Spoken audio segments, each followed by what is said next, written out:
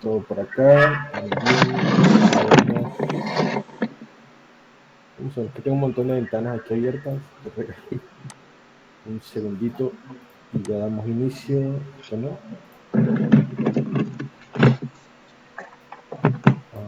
Tengo que cierrar esto acá. PDF también, cerrámoslo. Esto también. Y listo. Busquemos por acá documentos. Lecture.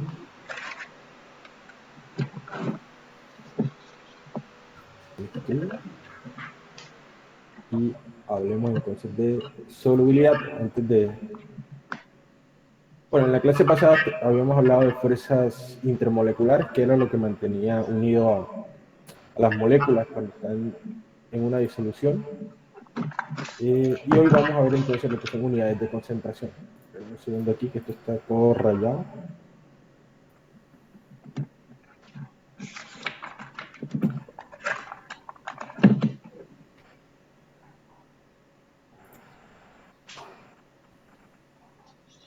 Ya creo que ya no hay más rayas, listo. Pues bien.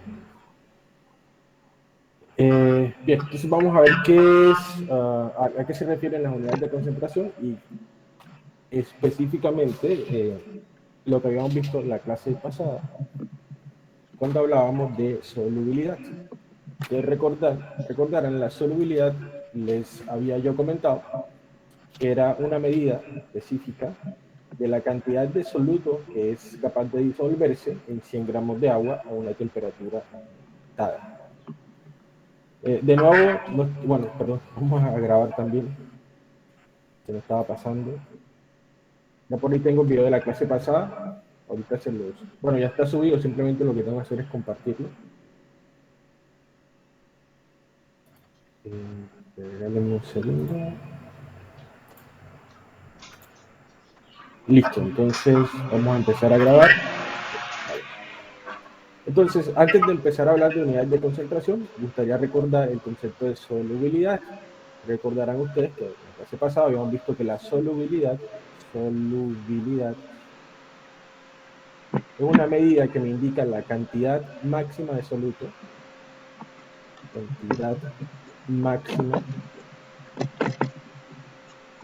de soluto. Bueno, se recordará aquí soluto es la sustancia que se disuelve en el solvente, soluto, que puede disolverse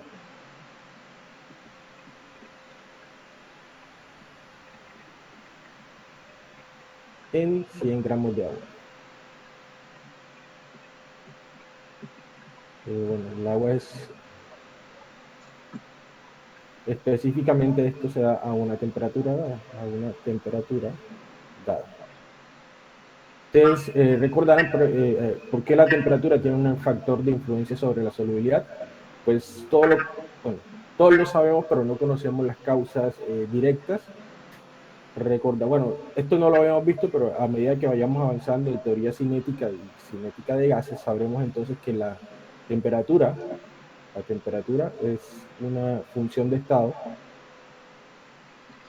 o una característica de una función de estado que tiene una influencia directa sobre el movimiento molecular, específicamente sobre la velocidad de las moléculas.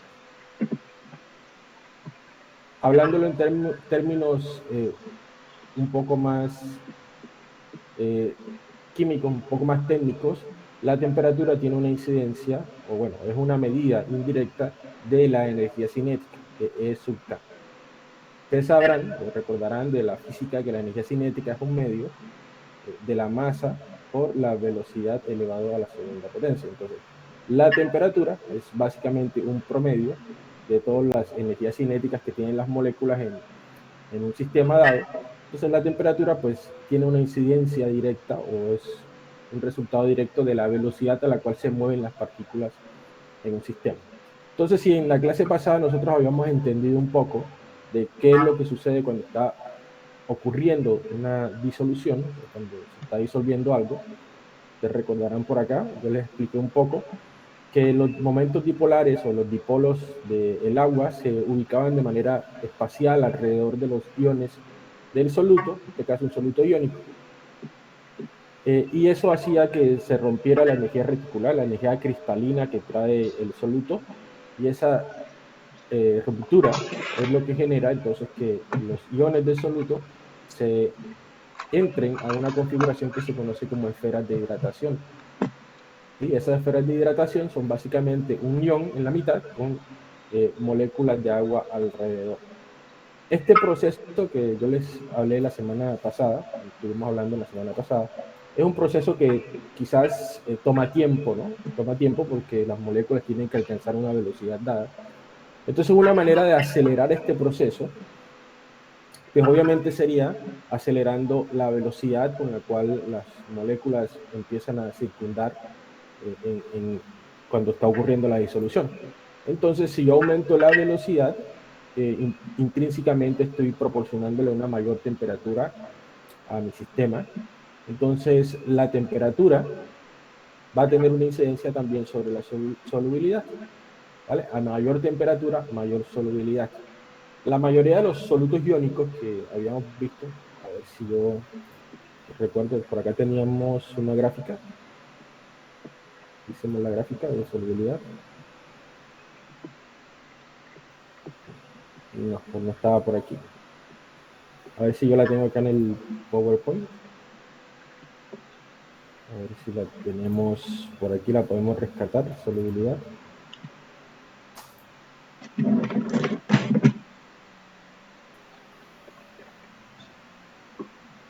No, no la tengo. No hay problema. Bien, entonces la solubilidad es una función de la temperatura. Nosotros vamos a encontrar muy probablemente gráficos en donde me habla de solubilidad y en el eje X vamos a tener la temperatura. Acá en el eje vertical vamos a tener la cantidad, bueno, se puede colocar aquí solubilidad, y acá vamos a tener la temperatura, y como el agua eh, está en estado líquido entre una temperatura de 0 a 100 Celsius, pues mi gráfica va a ir entre 0 y 100 Celsius. Entonces, como hay una incidencia directa, una relación intrínseca directa entre la temperatura y la solubilidad, la mayoría de los gráficos de solubilidad que vamos a observar en la naturaleza van a ser gráficos con pendiente positiva, gráficos ascendentes. ¿No? Gráficos, en algunas sustancias no modifican mucho la solubilidad a lo largo del rango de temperatura medido, entonces vamos a observar rangos con una pendiente bastante pequeña. Y en algunas ocasiones hay unas sustancias que van a tener una pendiente negativa. Esto tiene otras implicaciones, otras explicaciones físicas, en el cual en algunos compuestos la solubilidad disminuye con la temperatura. Yo por ahí tengo una gráfica. A ver si quiere participar por acá. Sí, Brian, sí la estoy grabando. Solo que utilizando otra aplicación que se llama OBS. Pero sí la estoy grabando. Bueno, regálame entonces un segundo y busco aquí una gráfica de solubilidad. Dependencia. Solubilidad con la temperatura.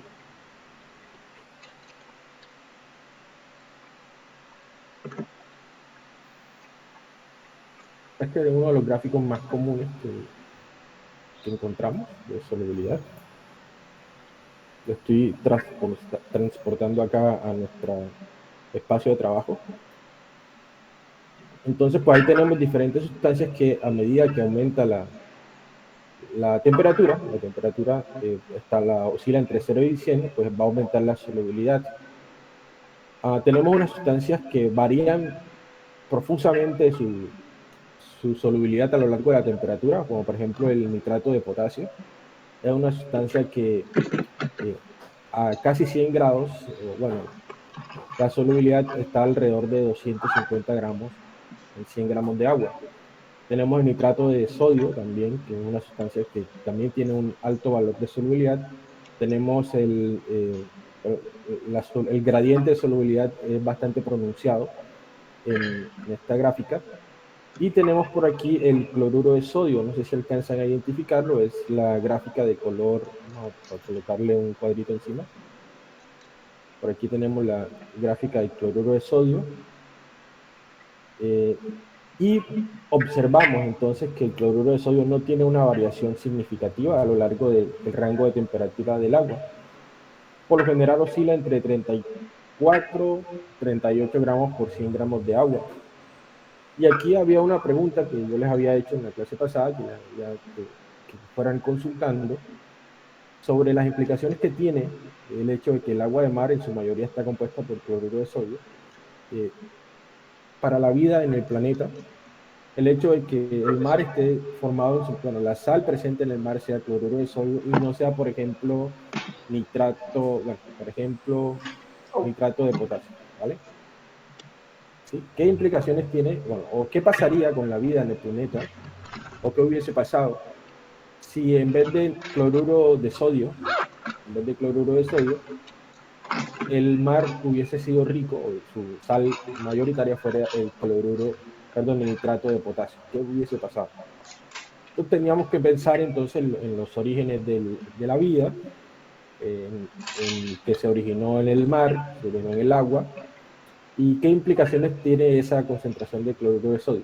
Resulta que, bueno, quizás no lo conocen, pero la sal o el cloro y el sodio tienen un efecto eh, sobre las células, en este caso estamos hablando ya de células procariotas o células eucariotas, tiene un efecto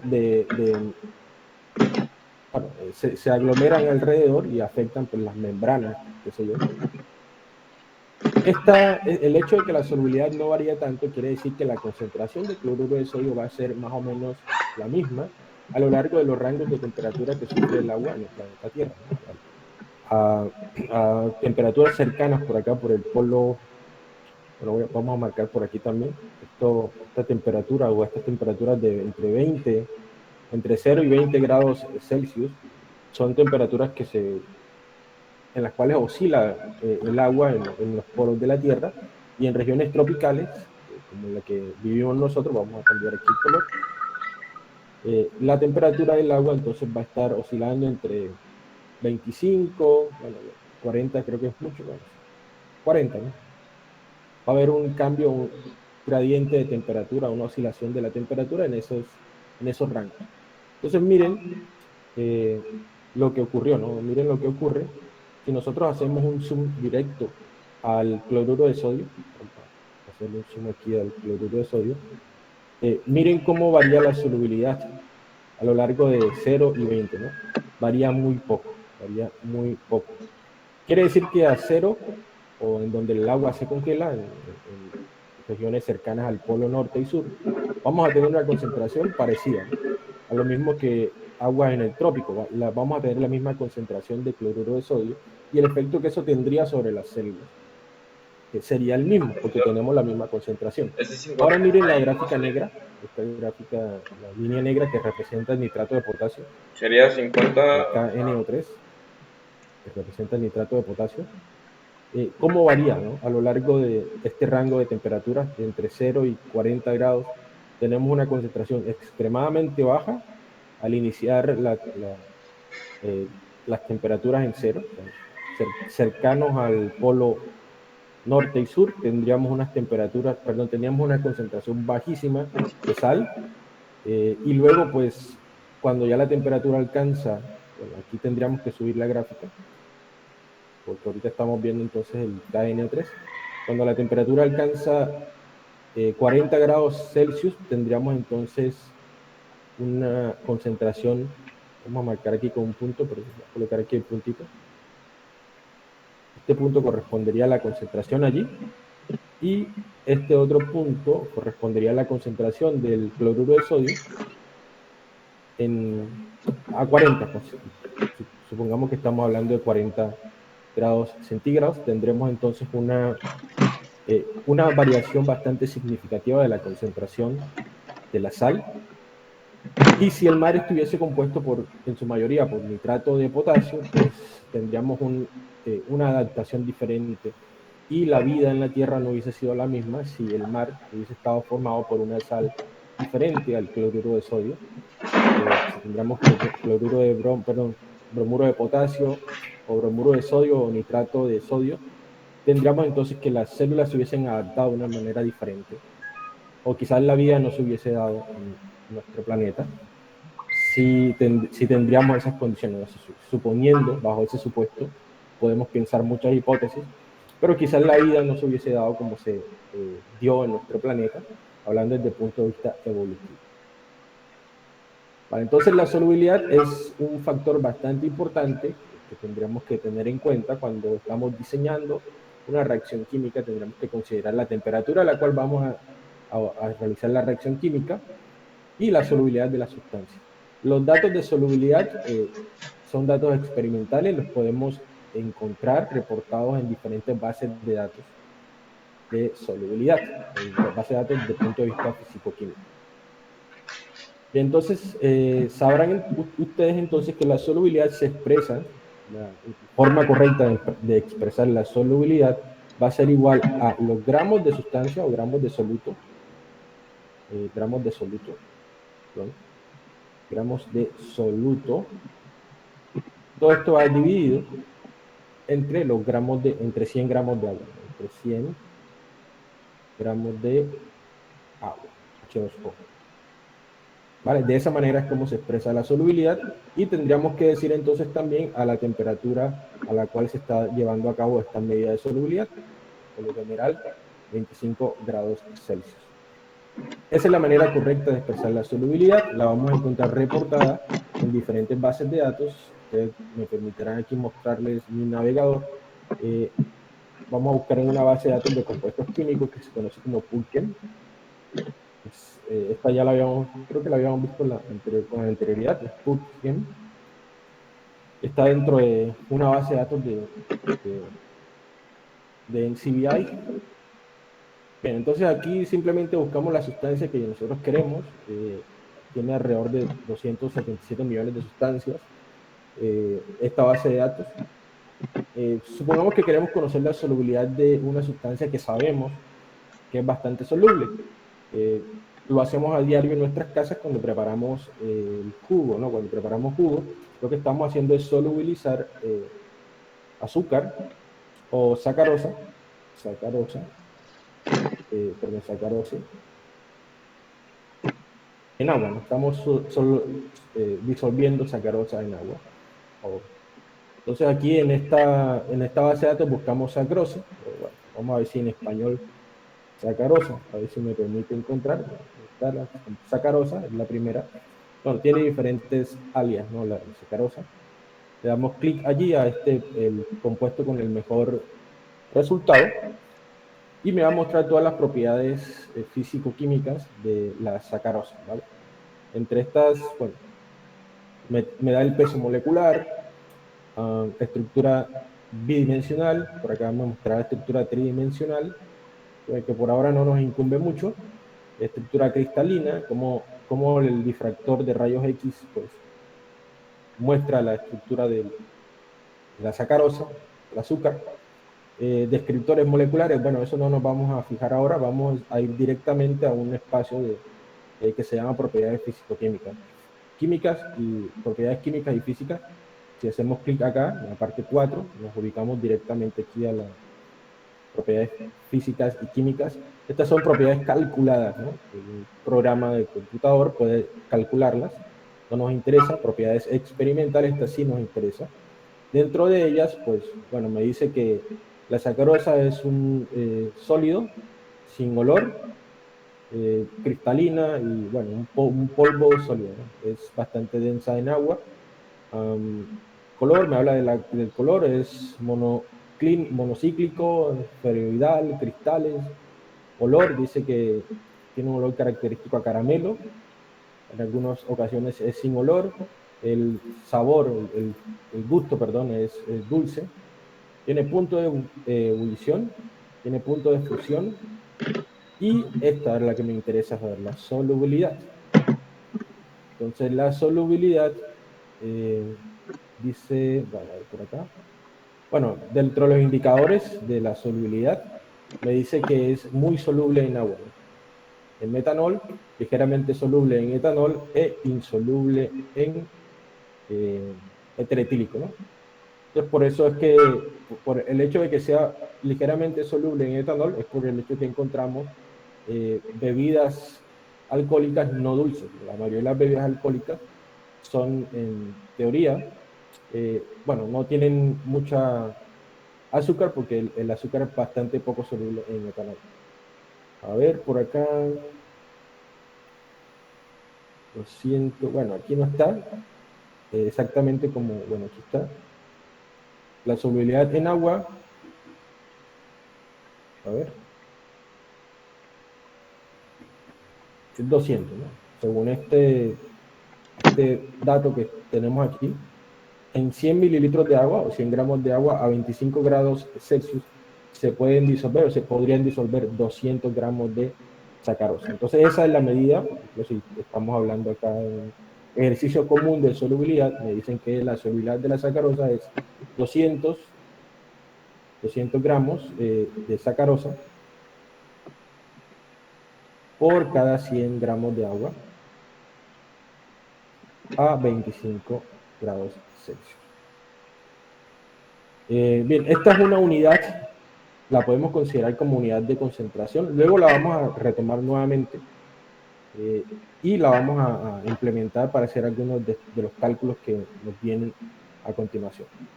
Entonces, ¿qué otro efecto tiene sobre la solubilidad otra propiedad termodinámica? La presión. Esta es bastante relacionada con los gases, saliéndonos un poco de las disoluciones acuosas. Ahora vamos a pensar en disoluciones que tienen relación con los gases. En este tipo de disoluciones encontramos que un gas puede disolverse en un líquido. El ejemplo más común de eso son las bebidas carbonatadas, como las bebidas en las cuales se aumenta la presión del gas para que esta presión, el aumento de esa presión, sea capaz de disolver, o bueno, por presión, por el mismo choque de las partículas de gas, pasen a la fase líquida de una manera más eficiente. Bueno, aquí les explico de manera rápida, de manera general, cuando tenemos un líquido y la fase del líquido arriba, en esa fase, pues aquí tenemos, bueno, entre otras cosas, muchos de los gases son solubles en agua, aunque no lo creamos. Los gases sí tienen una solubilidad en agua, que no es tanto como los solutos iónicos, pero sí son solubles en agua. Por eso es que los peces pueden respirar bajo el agua, porque en el agua también hay oxígeno disuelto y hay otros gases disueltos. Los peces no es que consuman agua y de ahí sacan el oxígeno. Las branquias de los peces filtran el oxígeno que ya está disuelto en agua. Entonces, a medida que yo aumento la presión del gas, o sea, si tenemos este sistema termodinámico dispuesto como ustedes lo observan aquí, al aumentar la presión lo que va a suceder es que las partículas de gas moradas que ustedes ven aquí van a pasar a la fase líquida con una mayor frecuencia, ¿no? Hasta que se alcance un equilibrio de fases que se denomina. Cuando se alcance el equilibrio de fase, entonces vamos a tener una mayor concentración de gas disuelto en el agua. Entonces, si ustedes preguntan o se están preguntando cómo es que las bebidas carbonatadas tienen ese sabor característico del dióxido de carbono disuelto, es debido a que en estas fábricas o en estas empresas que fabrican estas bebidas carbonatadas tienen unos tanques grandes de dióxido de carbono, los cuales son inyectados a presión sobre las botellas de vidrio y botellas plásticas, lo que hace que se disuelva el dióxido de carbono en el agua. Sí, Jesús, tienes la palabra.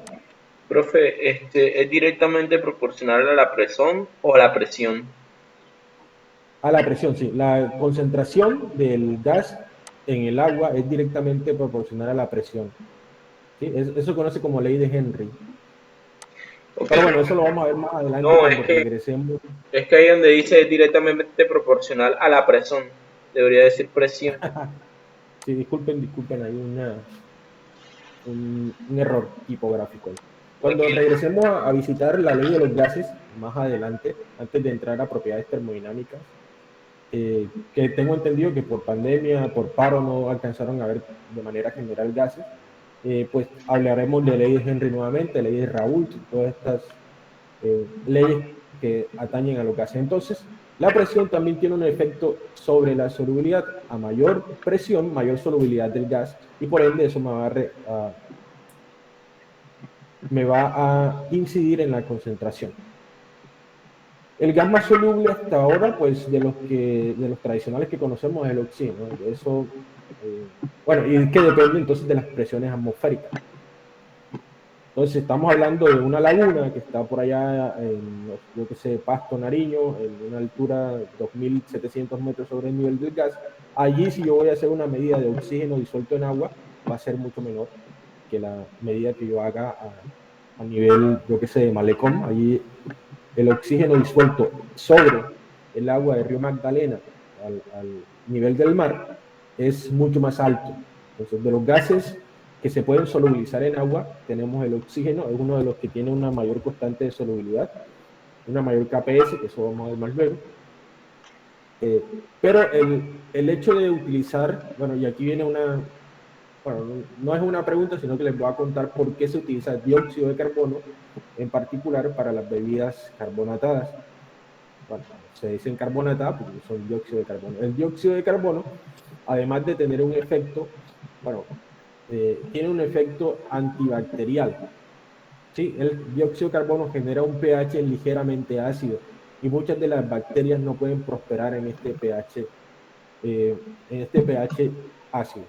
Entonces, por eso es que se utiliza, una de las maneras de empacar una bebida, una Coca-Cola, que yo venga y me la compre aquí, hablando de una bebida comercial, me la compro aquí en Colombia, me voy en un viaje para China, me demoro 2 semanas, llego a China, y en China pues la destapo y tiene la misma cantidad de gas porque después está sellada, ¿no? Ahí estoy aislando el sistema de la presión atmosférica exterior.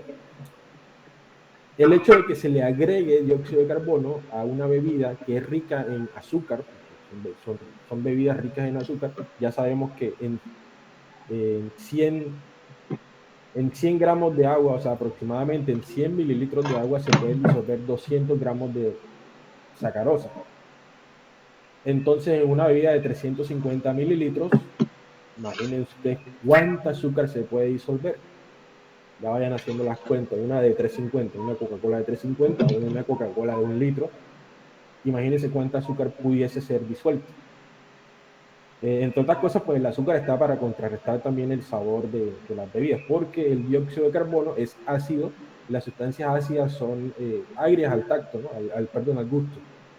Entre otras cosas, pues se utilizan por eso, porque son ácidas y, no, generan un ambiente que no permite que se prospere la proliferación bacteriana. Entonces, por eso es que las bebidas carbonatadas se utiliza el dióxido de carbono.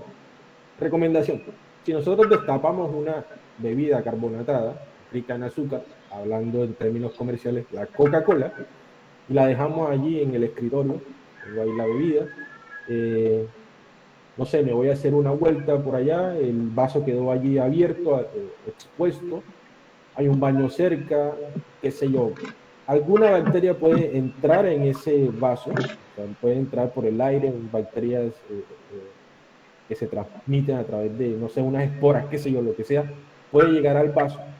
Y como ya el dióxido de carbono se ha disuelto en menor medida, o sea, la bebida está tapada y tiene una alta concentración de dióxido de carbono. Tenemos aquí un sistema, un pH ácido. Yo destapo la gaseosa, ¿sí?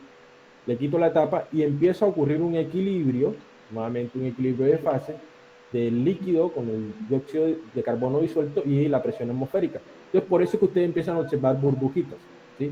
Esas burbujas son dióxido de carbono que ahora ya sí puede escapar al ambiente porque ya la presión atmosférica es menor, o sea, ya la presión a la cual está sometida es menor, porque yo le he quitado la tapa y he liberado la presión a la cual venía la gaseosa. Entonces se empieza a disolver, se empieza a evaporar, se empieza a ir el dióxido de carbono de mi bebida. ¿Eso qué hace? Que la concentración de dióxido de carbono disminuya. ¿Y qué hace? Que el pH se coloque un pH tal de que allí sí pueden proliferar eh, bacterias y pueden proliferar otros microorganismos. Entonces no es recomendable que yo, después que destape una bebida de estas carbonatadas, y la deje ahí al ambiente, regrese a las, no sé, 5 horas o al día siguiente o a la semana y me tome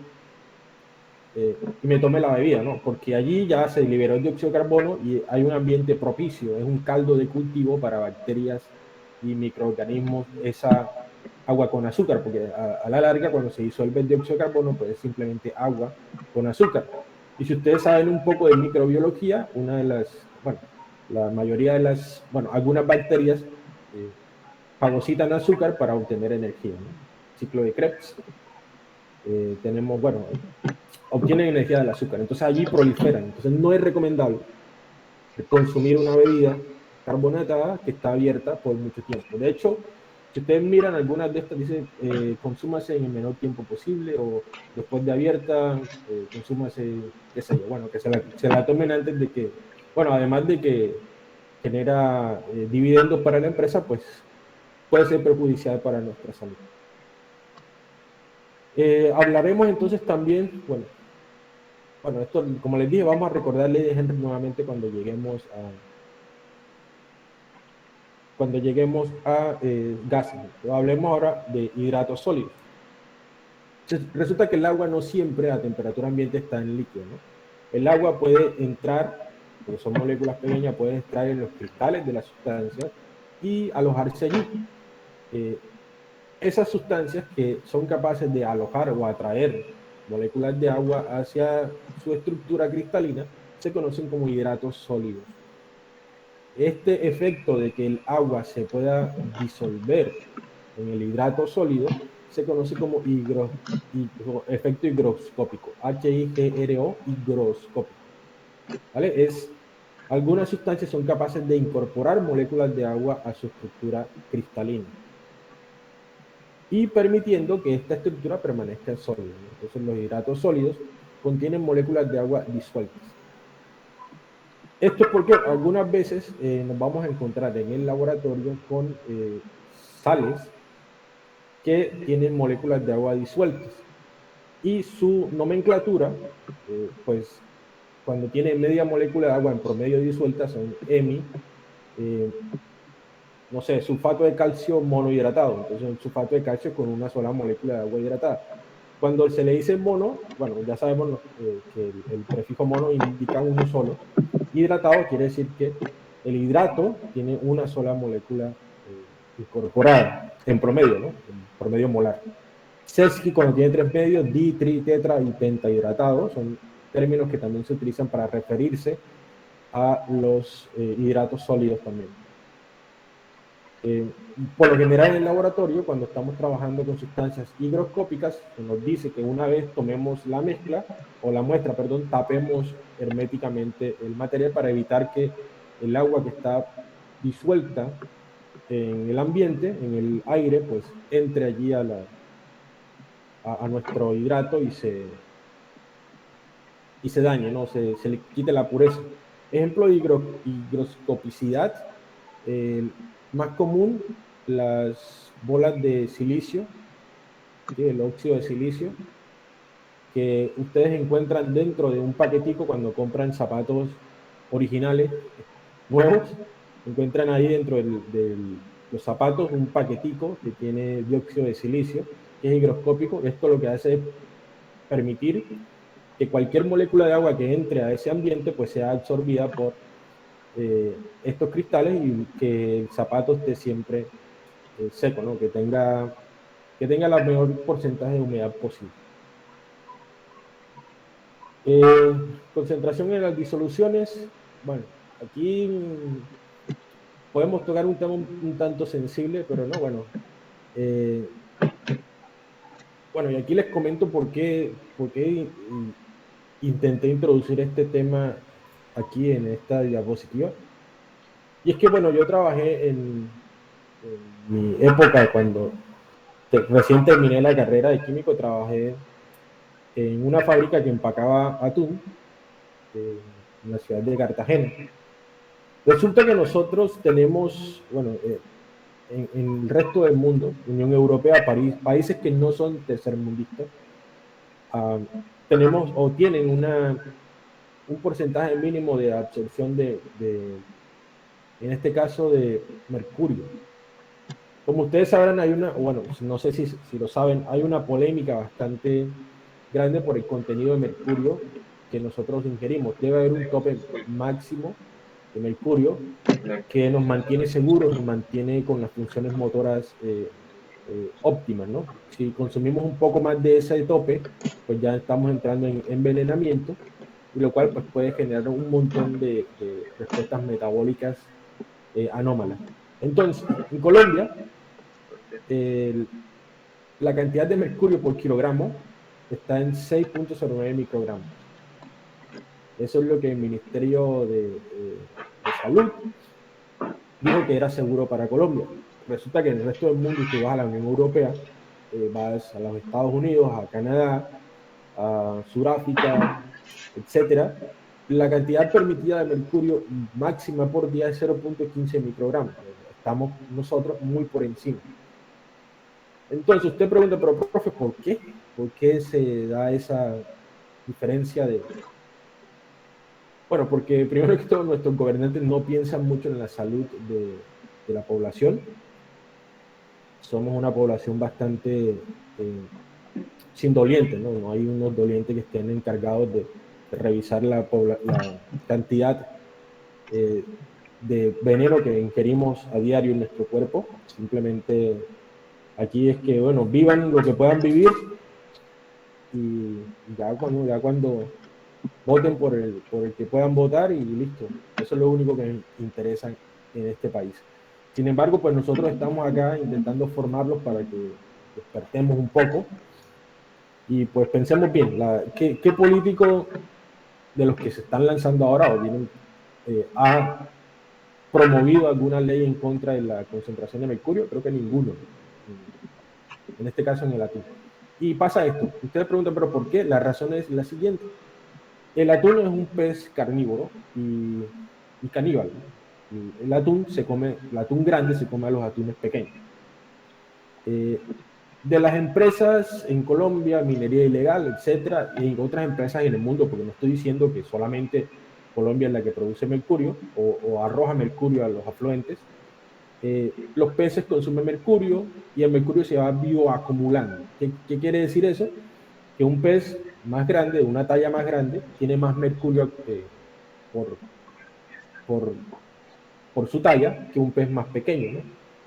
Entonces, si el atún es caníbal, cuando él consume otro pez pequeño, ahí está incorporando más y más y más mercurio en Colombia, perdón, en su cuerpo. Entonces, cuando llegan los barcos pesqueros que pescan atún a los puertos de Cartagena, bueno, primero que todo, para mantener el frío, estos barcos transportan el atún en amoníaco. Bueno, ya luego cuando veamos propiedades coligativas, veremos qué efecto tiene el amoníaco sobre la temperatura de una disolución. Entonces aquí en Colombia se clasifican. Los atunes grandes son para consumo interno. ¿Por qué? Porque tienen más mercurio. Los atunes pequeños son para exportación. Y así entonces dicen que para estimular la economía interna y que porque un pescado más grande, etc. Entonces nos están metiendo comidas. No estamos consumiendo veneno a diario en nuestras comidas.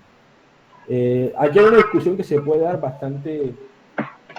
bastante larga, si en algún momento si están interesados en control y regulaciones de contaminantes como plomo, arsénico y mercurio que a diario estamos consumiendo, pues sería interesante que nos podamos reunir en alguna ocasión, que quieran charlar y ahí comenzamos un poco. Listo, entonces vamos a hablar ya de unidades de concentración para saber qué significa eso. Pero, 15. Sí, dime, Salem. Pues una pregunta, ¿y ese atún, digo, ese mercurio no se puede extraer del atún antes de fabricarse o durante la fabricación para que sea estable a 0,15 gramos? ¿Se podría? Creo que deben existir algunos tratamientos para reducirlo, pero no es muy... bueno, primero que todo debe ser muy económico porque si no ya lo hubiesen hecho acá, para vender el grande para afuera. Debe ser difícil o no se ha contemplado, no se ha estudiado de mejor manera. Pero bueno, perdón, el mercurio que ingresa, el mercurio tóxico que va y afecta el hígado, etcétera, es el metilmercurio. El metilmercurio debe haber sido transformado por algunas bacterias. Este mercurio líquido que ustedes ven aquí, que ustedes ven en la fotico, ese es el mercurio metal sólido, metal líquido, perdón, que ustedes ven allí en la fotico, no es muy tóxico que digamos. El que es más tóxico, bueno, aunque tiene un alto grado de toxicidad, el que es más tóxico es el metilmercurio, el que consumimos de los animales de río que tienen mercurio acumulado. De hecho, uno de los animales que más bioacumula mercurio es el llamado catfish, o que en Colombia lo conocemos como bagre. Es uno de los animales que más bioacumula mercurio. Él está metido, bueno, si los que conocen cómo se crían los bagres, donde los bagres siempre se introducen en el barro, y ahí pues tienen un contacto con mercurio que está disuelto por allí. Y de los peces endémicos que menos mercurio bioacumula es el bocachico. Bocachico es de uno de los peces más saludables para comer, porque es que menos mercurio bioacumula. Y bueno, y eso, ahí debe existir una técnica, pero bueno, requerría enmascarar el mercurio y tratamiento de la carne del atún, pero no sé, no estoy muy seguro de que sea barato hacerlo, porque si no, pues ya lo hubiesen hecho acá en Colombia. O bueno, no sé si no lo han contemplado. Entonces hablemos ahora de unidades de concentración, que es la Sí, gracias, manera profe. como... Sí, dime. No, no, gracias, gracias por la información. Vale. Hablemos de unidad de concentración, pero antes de eso vamos a hacer una pausa. Ya me estoy quedando aquí sin habla. Son las 10:15, 11:15, perdón. Hagamos pausa de 10 minutos. Nos vemos nuevamente a las 11:25, si les parece, para irnos a hidratar y liberar nuestra mente para llegar a hablar nuevamente de unidad de concentración. ¿Vale? Ok, profe. Entonces, 11:25 nos vemos nuevamente acá.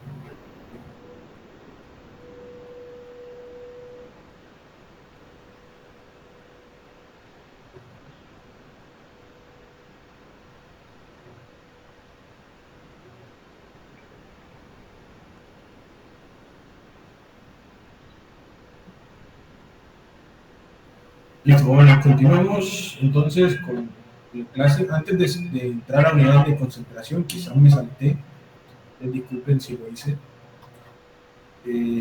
Tipo, ¿cómo se clasifican las disoluciones? Disculpen un momento que me regrese a la diapositiva anterior.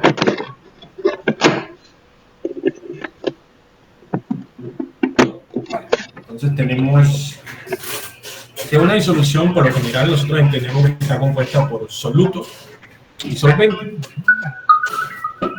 El soluto es la cantidad que está siempre en menor cantidad y el solvente es la otra sustancia que está en mayor cantidad. Así, a una sustancia que tiene, entre menor sea la cantidad de soluto, más la conocemos como disoluciones diluidas. En este esquema que ustedes ven aquí en pantalla, pues una disolución concentrada, pues una que tiene alta concentración de soluto, y una concentración diluida, pues una que tiene baja concentración de soluto. Esto desde el punto de vista cualitativo, ¿no? Desde el punto de vista cualitativo, porque las disoluciones, o sea, yo no puedo clasificar una disolución como concentrada o como diluida sin saber la cantidad de soluto que está disuelta, ¿no? Por lo general, a las disoluciones que tienen una concentración inferior a 0.8% se le conoce como diluida. Y las concentradas son unas disoluciones que tienen una concentración parecida al valor nominal de solubilidad.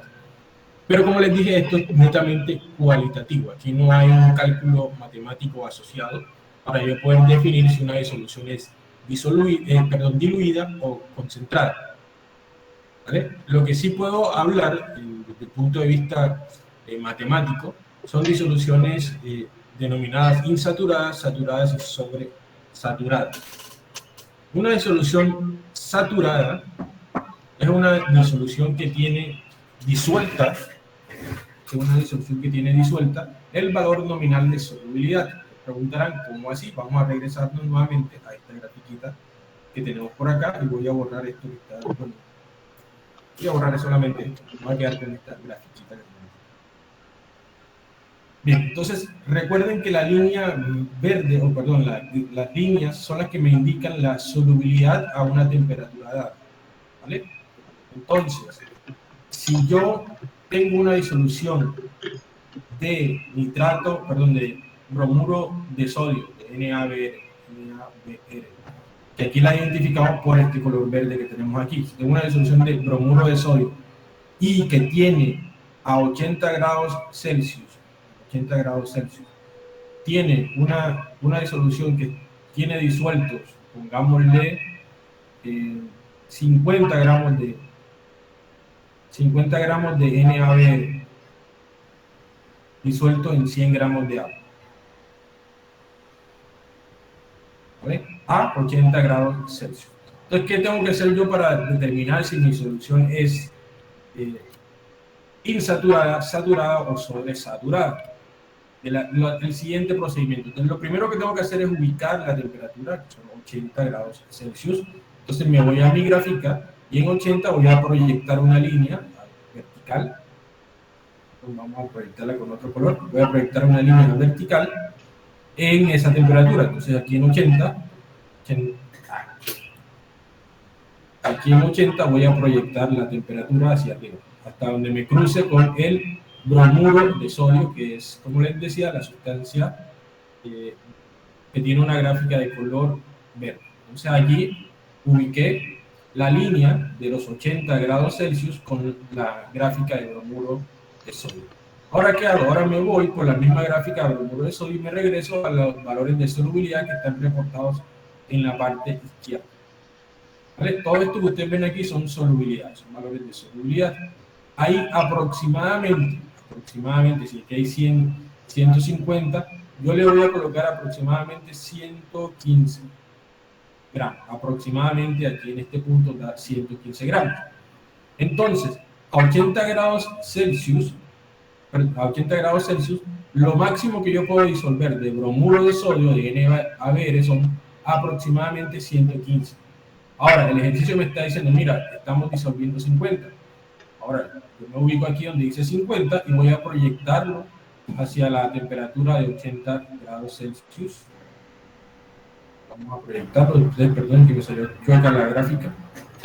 Vamos a hacerlo nuevamente con otra línea. Vamos a proyectar los 50 gramos, que fue los que me da el ejercicio, que me está preguntando el ejercicio, los 50 gramos. Yo proyecto esta masa con la temperatura de 80, ¿vale? Ahí, 80. Y ubico entonces que este punto de intersección está por debajo de la línea verde. Miren que la línea verde que estoy resaltando aquí está por debajo. Si al hacer esta intersección estoy por debajo del valor nominal de solubilidad, que es acá arriba, entonces mi disolución es tipo insaturada. ¿Vale? Si estoy por debajo del valor nominal de solubilidad a la temperatura que me están hablando, entonces mi disolución es insaturada. Si estoy por debajo, o bien sea aquí, también sigue siendo insaturada, aquí también sigue, aquí. Si estoy por debajo es una disolución insaturada. Ahora vamos a hablar de otra disolución, vamos a mirar otra que tenemos aquí, por ejemplo, qué sé yo, aquí tenemos 60, una que no se interese, no se moleste tanto. Entonces vamos a hablar ahora de una disolución de nitrato de potasio. Vamos a hablar por acá, una disolución de KNO3, que tiene a 80, vamos a regresar a la misma temperatura, a 80 grados Celsius. Dame un segundo y lo miro por aquí, 80, por aquí, 175, sí, la mitad, 150 y 200. Sí. La cual tiene 175 gramos de KNO3 disuelto en 100 gramos de agua. ¿Vale? Vamos a revisar si esta disolución es de tipo insaturada, saturada o sobresaturada. Entonces nuevamente vamos a extrapolar la temperatura a la cual me está hablando este ejercicio, 80, la proyectamos hacia arriba, 80, me paro ahí específicamente en 80 y la proyecto hacia arriba en una línea totalmente recta. Supongamos que esa es una línea recta y coincidimos entonces en este punto aproximado es el valor nominal de solubilidad para el nitrato de potasio. Ahora, lo voy a proyectar hacia los valores de solubilidad en la izquierda. Entonces me voy a pasar para la izquierda con valores de solubilidad.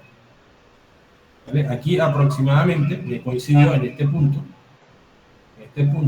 y en este punto corresponderá a un valor aproximado de 175 gramos. En ese punto. Y el ejercicio me está diciendo que están disolviendo, o una disolución que se preparó disolviendo 175 gramos en 100 gramos de agua. Como este valor que tenemos aquí corresponde con este valor que identificamos acá, entonces yo puedo decir que esta disolución de nitrato de potasio es una disolución de color saturada. Una disolución saturada es cuando la disolución está preparada, o los gramos de soluto corresponden al mismo valor del nominal de solubilidad. Si corresponden al mismo valor nominal de solubilidad o están alrededor del valor nominal de solubilidad, entonces la disolución es saturada. Si está por debajo, que fue como el ejemplo del bromuro de sodio, ¿sí? La disolución es insaturada.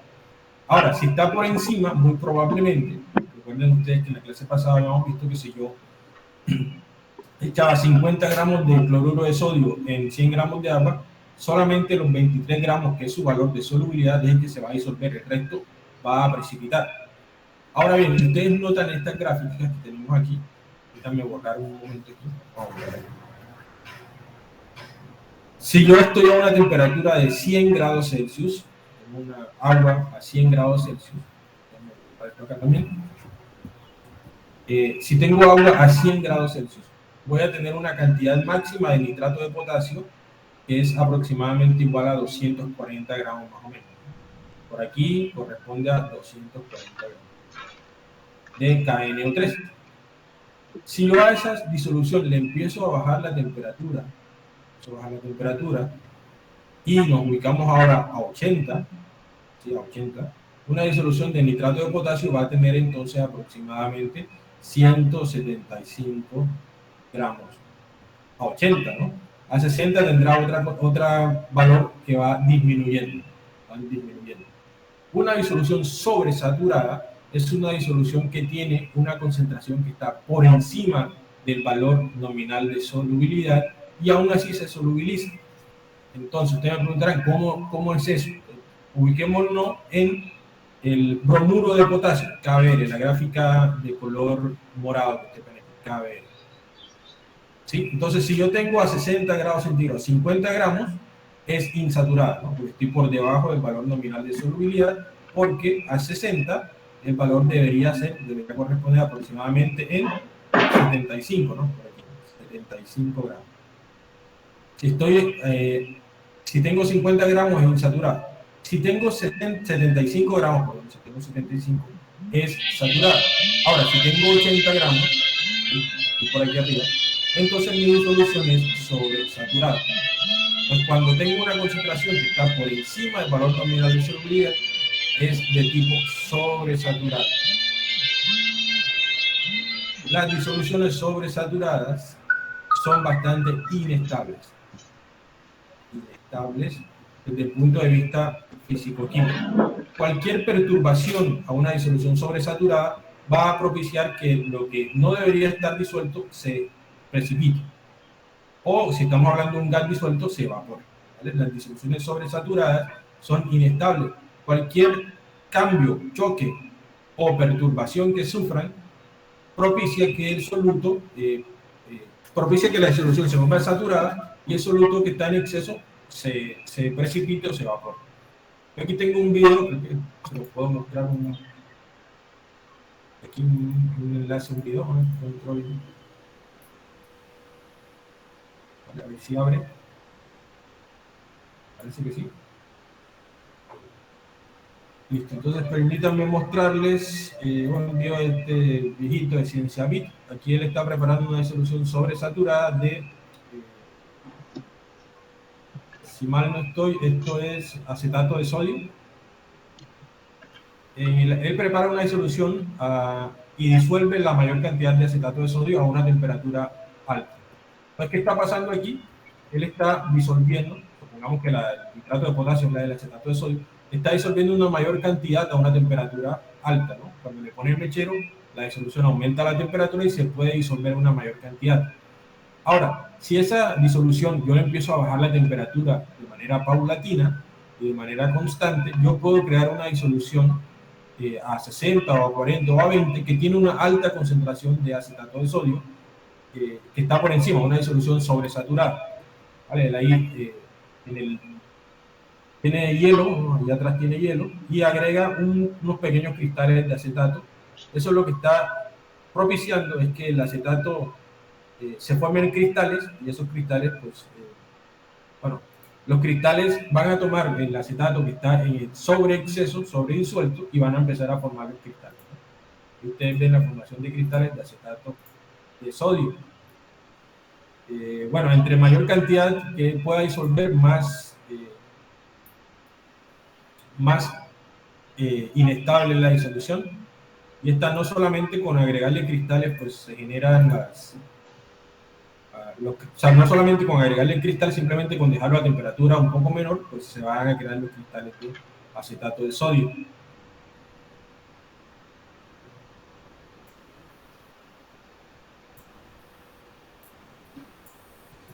Bueno, ahí está.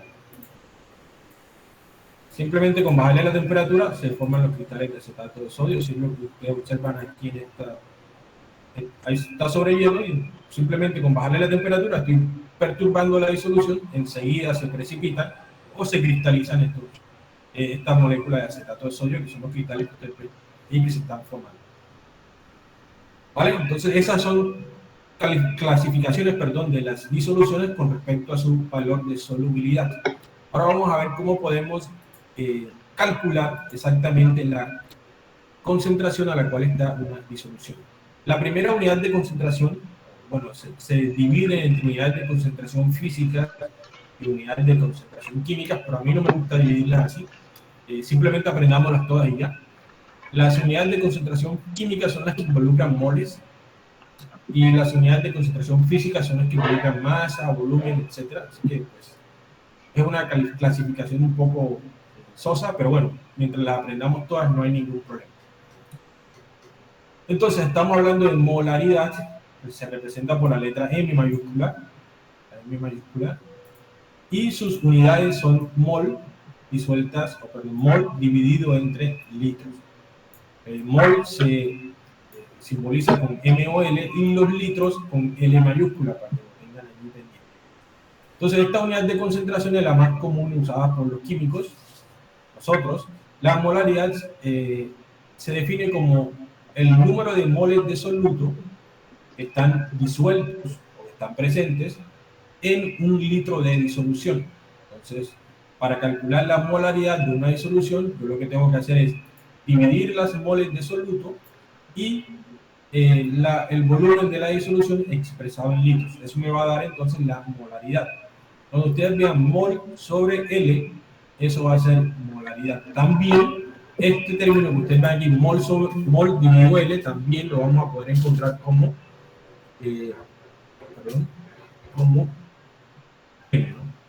molaridad.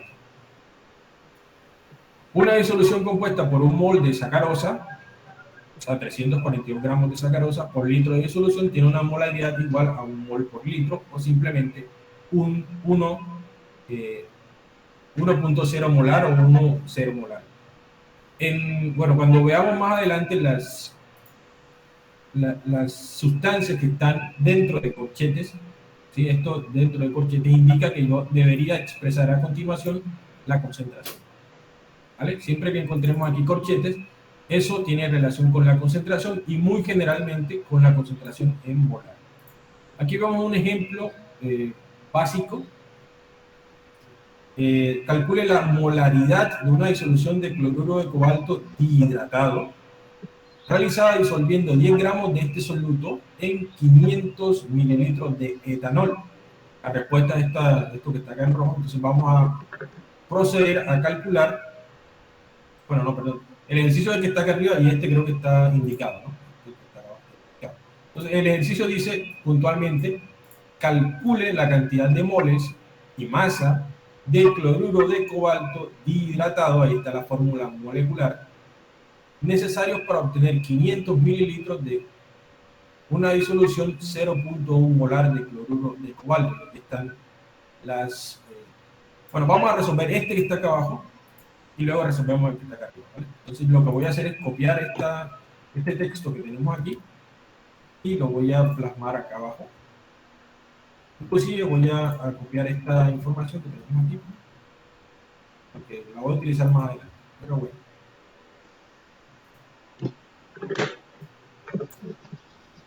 No importa, no molesto por ahí. ¿Vale? Para cálculos de molaridad, debo tener a la mano una tabla periódica de los elementos. ¿Por qué? Pues porque voy a tener que calcular las masas molares, ¿sí? O las masas moleculares. Entonces, ya yo sé que el cloruro, bueno, aunque en este ejercicio no me lo están dando, me están dando la fórmula molecular, deberían. Y me están dando un dato bastante claro. Dice que es dihidratado. Si recuerdan cuando habíamos visto hidratos sólidos, el prefijo di quiere decir que hay 2 moléculas de agua disueltas en el cloruro de cobalto. ¿Vale? Entonces, el cloruro de cobalto tiene una fórmula molecular de COCl2. Entonces vamos a colocar por acá el cobalto y 2 átomos de cloro. Se le coloca un punto en la mitad y se le coloca el hidrato, ¿no? Dihidratado, entonces serían 2 moléculas de agua. Entonces, paso primordial para el cálculo de la molaridad. Recuerden que molaridad se calcula dividiendo las moles, el número de moles del cloruro de cobalto dihidratado, entre el volumen de la disolución, expresado específicamente en litros. Entonces, vamos a sacar quién es el volumen, ¿qué necesito para el cálculo de la molaridad? Entonces, necesito las moles, ¿sí? Y en el ejercicio me las dan, no. Entonces, voy a tener que calcular las moles. Me habla de volumen, dice que está disuelto en 500 mililitros de etanol. Entonces, de alguna manera me está hablando del volumen de la disolución. Entonces, para el cálculo del volumen, pero por aquí en rojo, volumen, que según el ejercicio es igual a 500 mililitros, 500 ml, debo convertirlo en litros. Aquí utilizo un factor de conversión. Para mayor simplicidad, en mis ejercicios, siempre que yo utilizo un factor de conversión, lo van a encontrar en color verde. Entonces, este va a ser el factor de conversión. Un litro, ml, es equivalente exactamente a 1000 mililitros. ¿Y por qué coloqué este factor de conversión así? ¿O de dónde sale este factor de conversión? Bueno, de que 1000 mililitros son equivalentes exactamente a un litro, ¿vale? Uno. Entonces, de esta equivalencia, yo voy a transformarla, voy a convertirla en un factor de conversión. Como necesito que este volumen sea expresado en litros, recuerden que el volumen siempre va a estar expresado en litros, entonces esta parte de mi factor de conversión o de mi equivalencia va a ir en la parte de arriba. Y como necesito cancelar mililitros, esta parte de mi factor de conversión va a ir en la parte de abajo. Entonces, ¿qué hace? ¿Qué propicia eso? Que cuando yo haga la operación matemática de multiplicar y dividir unidades, pues los mililitros se vayan a cancelar con estos mililitros, quedando todo en unidades deseadas, ¿no? En unidades de litros. Entonces 500 por 1 serían 500 litros. Todo esto dividido entre 1000. O sea, 500 entre 1000, si hacemos el cálculo en una calculadora, es 0.5 litros. Y ya por ahora voy teniendo el volumen que podría ya introducir en mi ecuación de molaridad. Sin embargo, recuerden que no conozco las moles del cloruro de cobalto. Del cloruro de cobalto, lo único que conozco son la masa. Me dicen que, mira, hay 10 gramos de cloruro de cobalto que disolvieron en esos 500 mililitros. Entonces, por aquí lo único que tengo, va a pasar una línea vertical, es la masa del cloruro de cobalto dihidratado. ¿Vale? Bueno, tengo masa y necesito pasar esto a moles. ¿Sí? Para pasar de masa a moles, necesito una unidad que me involucra la masa y las moles. Esa unidad es el peso molecular. Y el peso molecular 0.12 moles por litro. Es la masa que pesa exactamente un mol de etanol, sustancia. pero no la Ahora, yo voy a desglosar mi sustancia, hidratada, que es el cloruro de cobalto. Entonces, el cloruro de cobalto, vamos a escribirlo acá con azul, ¿sí? Tenemos CO, tenemos cloro y tenemos dos moléculas de agua, los H2O. Vamos a desglosar mi molécula para el cálculo de su peso molecular. Entonces, el cloruro de cobalto está formado por un átomo de cobalto, aquí me faltó un 2, perdón.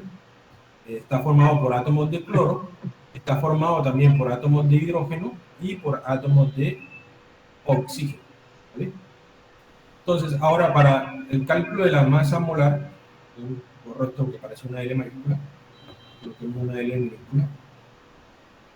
Para el cálculo de la masa molar voy a tener que echar de mano de una tabla periódica de los elementos.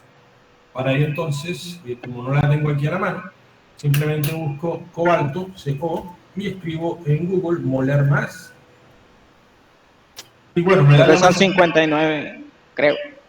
¿Cobalto? Bueno. Bueno, aquí está, cree que es carbono y oxígeno, ¿no? Carbono pesa 12, oxígeno 18, por eso da 28. Entonces, hay que escribirlo bien, ¿no? Cobalto 58.93. Quedémonos con dos cifras decimales trabajando, 58.93. Y estamos bien.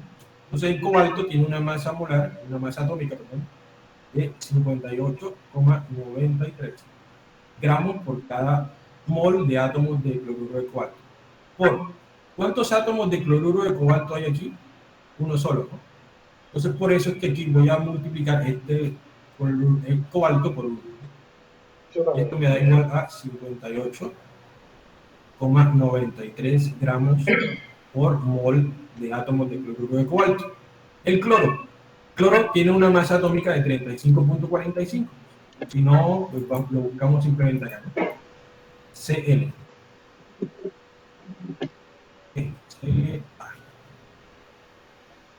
35.45 unidades atómicas o 35 35.45 gramos por cada mol de átomos de cloro que hay ahí. Sin embargo, la molécula de cloruro de cobalto tiene exactamente 2 átomos de cloro. 2 átomos de cloro. Por eso es que aquí voy a colocar este 2. Entonces 35.45 por 2, eso da 70.9. ¿Dónde estoy? 35.45 por 2, 70.9. 70.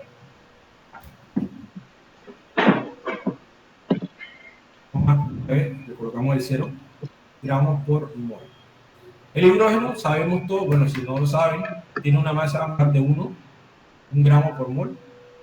Y esta molécula en particular, tenemos, con otro color, tenemos 2 átomos de hidrógeno.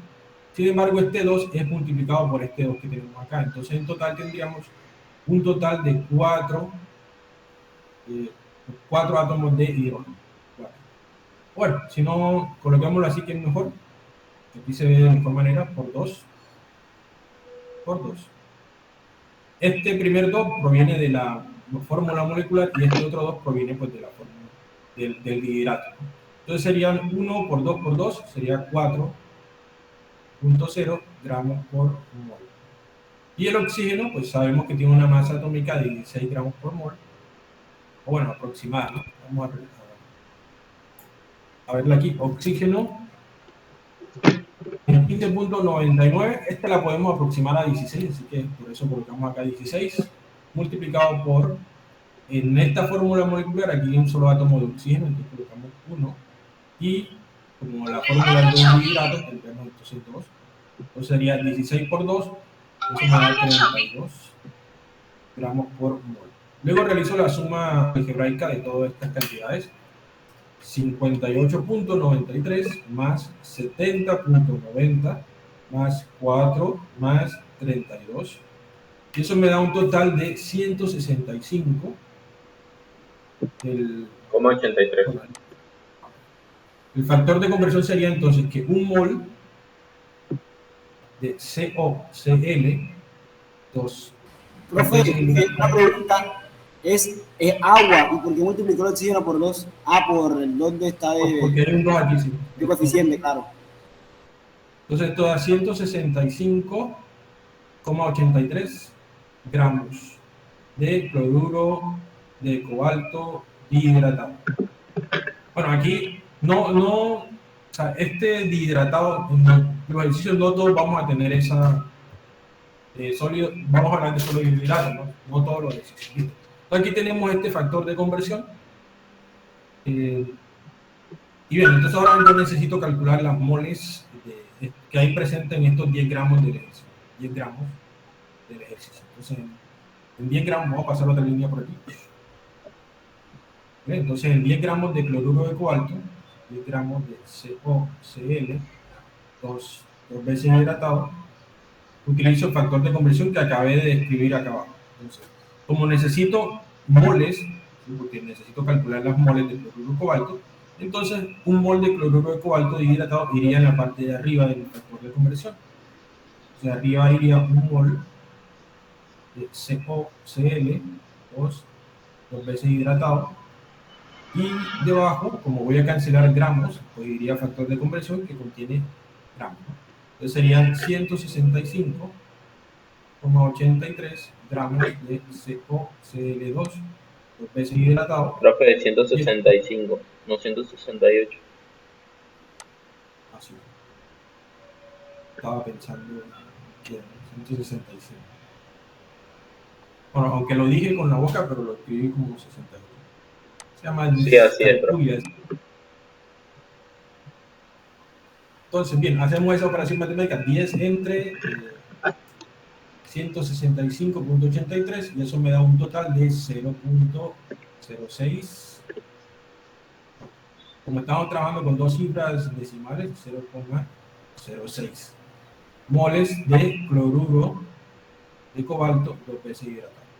Y ahora sí ya podemos calcular entonces la molaridad, que se calcula dividiendo las moles, que me dieron por aquí, 0.06 moles dividido entre el volumen, que lo calculé acá arriba, 0.5 litros, 0,5 litros, y entonces tendríamos 0.06, perdón, entre 0.5, esto me da 0.12, 0,12 mol por litro, o 0.12 molar. O simplemente escribo así, CO, Cl2, dos veces hidratado, es igual a 0,12 molar. Cualquiera de las tres formas de representar la respuesta está bien, con corchetes, con la M de molar o mol por litro, cualquiera de las tres formas está bien para representarlo. Bien, entonces ahora me preguntan el otro ejercicio, la otra parte del ejercicio era esta, ¿no? Esta partecita de acá. Bueno, aprovechando de datos que ya yo conozco, pues así que vamos a trabajar. Por ejemplo, ya conocemos la masa del cloruro de cobalto, la fórmula, perdón, la peso molecular, así que no hay lío. Entonces vamos a hacer los cálculos y luego voy a pegar esta información que tenemos. Entonces, listo, me dice que calcule la cantidad de moles y masa necesaria. O sea, me está preguntando el ejercicio, me está preguntando por moles, ¿no? ¿Sí? El mol va a ser uno de mis objetivos para encontrar. Y luego me pregunta la masa. Pues si tengo las moles, puedo obtener la masa, así que es secundario, no lo voy a anotar aquí. De cloruro de cobalto hidratado. Me está preguntando por las moles de CO,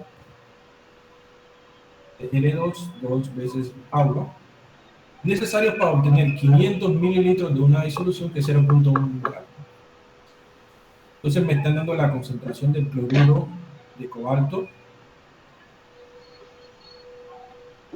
que es 0,1 molar, y me dan el volumen también. El volumen por aquí me lo están dando, son 500 mililitros. Vale, tengo molaridad, tengo volumen, me piden las moles. Regreso a la fórmula de molar. La fórmula de molar va a ser igual a moles dividido entre volumen expresado en litros. Vale, de estas ecuaciones, que bueno, aquí tengo, esto sería la molaridad, que estoy resaltando aquí en amarillo, sería mi molaridad. Tengo el volumen, 500 mililitros, aunque está en mililitros, pues es el mismo volumen, ¿no?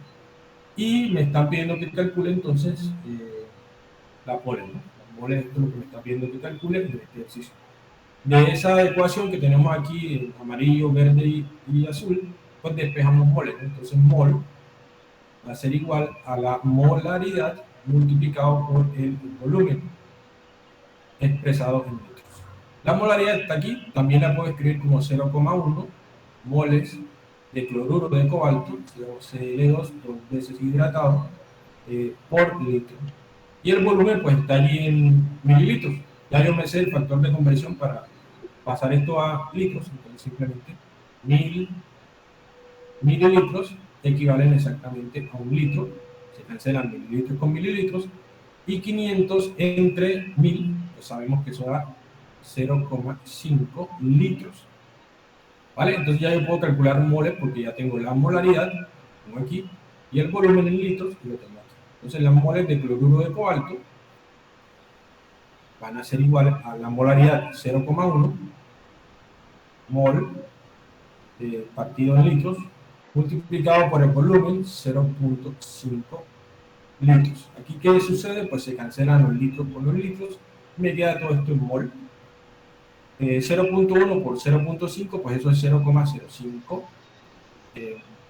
moles de cloruro de cobalto dos veces hidratado. Ahora bien, el ejercicio, además de preguntarme por las moles,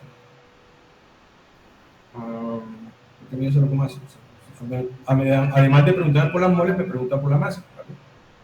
Y pues para obtener masa a partir de moles, pues yo tendría que multiplicar por el peso molecular. Entonces la masa de COCl dos veces hidratado, aquí, va a ser igual a las moles. Entonces tendríamos 0,05 moles de COCl Cl2 hidratado. ¿Por qué factor de conversión? Pues el que determiné acá arriba cuando sumé las masas atómicas. Un mol pesa 165.8 0.83 gramos. Entonces, necesito cancelar moles, entonces las moles irían abajo. Un mol de COCl2 por vez hidratado pesa 165, 165,83 gramos de COCl2 por vez hidratado. ¿Qué se cancela aquí? Pues cancelamos moles, con moles, y me queda todo esto en gramos, y son unidades de masa. Entonces, simplemente la operación matemática 0.05 por 165,83. Eso me da aproximadamente igual a 8,29 gramos. 8,29 gramos de la masa de cloruro de cobalto. Ahora, ¿cómo preparamos la disolución del laboratorio? Simplemente hicimos los cálculos matemáticos. Sí, señora, sí, yo bajo a comer. Regálame 10 minutos. Al procedimiento. Salga de la clase. El procedimiento implica la siguiente serie de pasos. Bien, entonces tengo que pesar en una balanza 8.29. Entonces en la balanza yo ubico de manera tal de que aquí, bueno, primero coloco el papel para pesar y le presiono un botón que tiene las balanzas que se conoce como tarar, o tare, ese botón. Por ejemplo, tengo ahí la balanza y le coloco el papel y me va a salir que el papel pesa 1.02 gramos, qué sé yo, ¿vale? Entonces la balanza tiene un botoncito que dice tare. ¿Qué hace ese botón tare? Pues que estos 1.02 gramos los convierte exactamente en 0.0 gramos. Es decir, que ya estoy eliminando la masa del papelito. Entonces lo primero que hago es coloco el papelito, espero que la balanza se estabilice, no respiro, no respiro cerca ni nada de eso, espero que se estabilice, y cuando ya el peso esté estabilizado del papelito solo, le presiono por el botón tare. Ese botón va a hacer que la balanza pues coloque 0.0.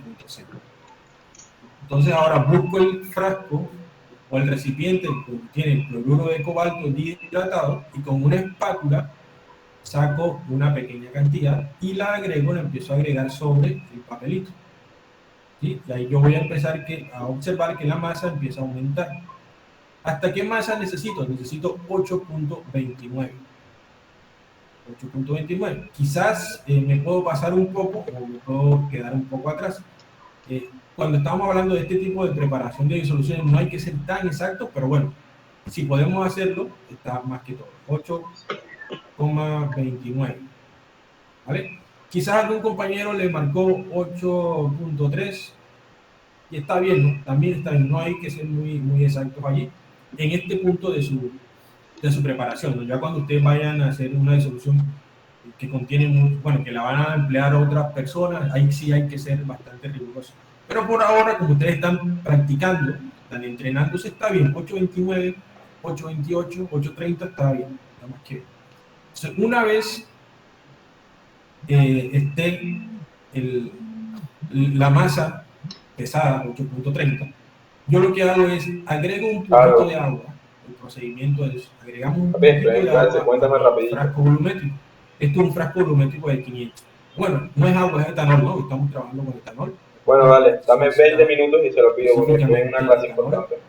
Arriba decía etanol. Vale. Entonces no es agua, estamos trabajando con etanol. Entonces agrego un poquito de etanol a mi recipiente, un poquito, y con ayuda del papel lo curvo un poco, ¿sí? De manera tal de que el sólido que está sobre el papel pueda caer aquí en el frasco volumétrico, en el balón de fondo redondo o de fondo plano. ¿Sí? Una vez haya añadido yo la sustancia del cloruro de cobalto, haya añadido los cristales o la masa que yo pesé,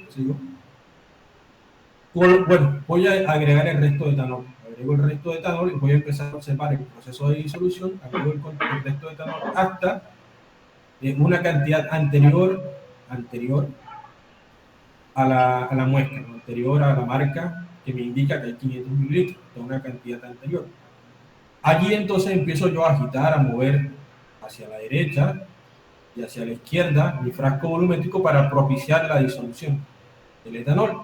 Luego agrego el resto de etanol hasta la marca de 500 mililitros, le coloco la tapita y ya está. Tengo lista mi disolución de cloruro de cobalto 0.1 molar. Ya se la puedo hacer llegar a un compañero que la necesita para otro experimento, etc. Entonces, de esa manera es como en el laboratorio preparamos la disolución. Ahora bien, ustedes dicen, no, pero esto sí se ve así todo sencillo. Hay otros pequeños procedimientos que no les menciono aquí anteriormente. Por ejemplo, antes de agregar nada, cuando el profesor me entrega el frasco volumétrico o lo tomo del almacén de reactivos, tengo que verificar que esté limpio, que esté seco. Y si tiene algún residuo de agua, entonces lo que voy a hacer yo es agregar un poco de etanol, un poquito, una cantidad mínima, para eliminar los restos de... Ahí lo que estoy haciendo es lavarlo antes. Entonces agrego un poco de etanol para lavarlo un poco antes, desecho ese etanol que ya le he agregado y sí, entonces hago el procedimiento de agregar los cristales aquí, perdón, agregar un poquito de etanol, agregar los cristales, agregar hasta una marca antes, disolver, moviendo de un lado hacia otro, y pues ya al final pues lo que tendría que hacer en teoría es tomar una cinta rotuladora y colocar pues COCl2, 2 veces hidratado, 0,1 molar, ¿sí? La cinta rotuladora y la pego aquí. ¿Para qué? Pues para que otra persona sepa qué es lo que hay ahí y la concentración que está esa sustancia o esa disolución que he preparado.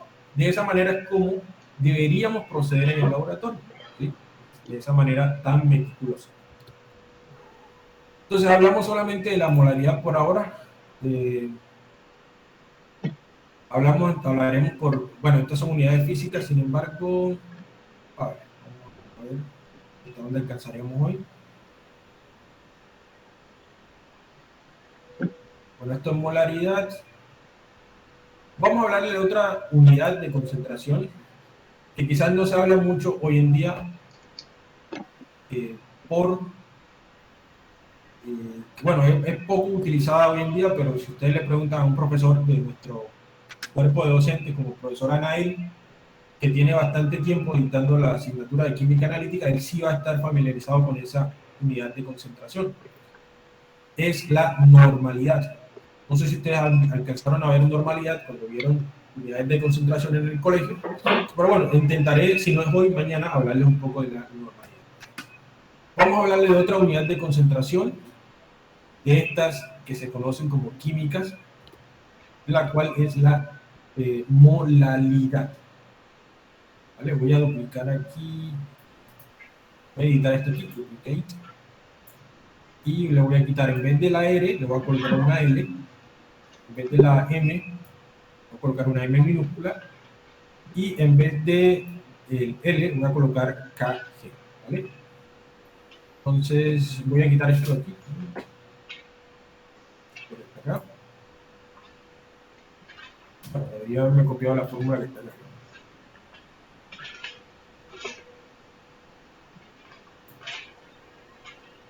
siendo reducción. Entonces, la molalidad es la unidad de concentración no tan común.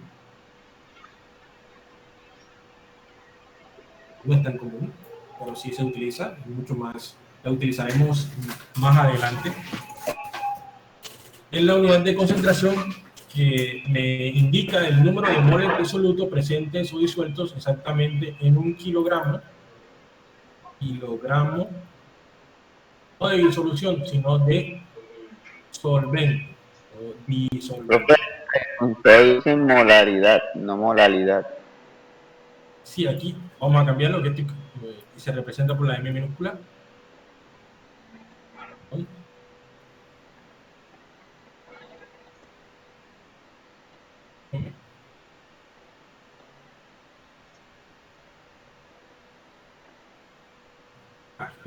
Kilogramo.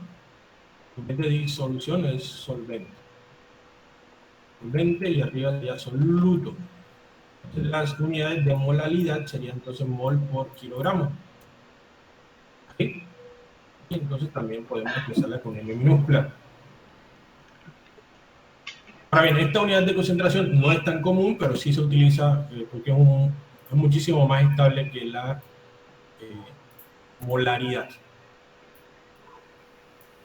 Aquí siempre ha sido una broma que un chino no distingue entre molalidad y molaridad. O sea, porque, bueno, se pronuncian, la molaridad contiene la L y la molaridad aquí tiene una R, ¿no? Aquí una R. Y acá tenemos entonces una L. Coloquemos la de otro color. ¿Sí? Molaridad. Entonces, esa es la unidad de concentración que me indica el número de moles de soluto que están disueltos en kilogramos de disolvente o en 1 kilogramo de disolvente. A ver si buscamos un ejercicio para aterrizar esto antes de concluir.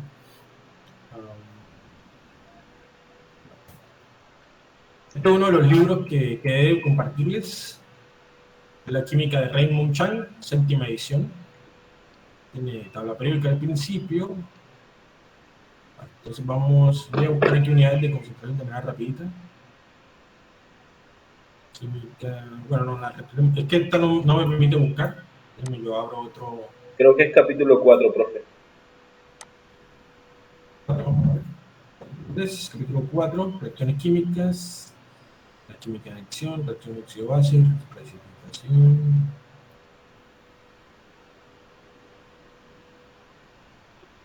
Química de acción, la Witten, ¿no?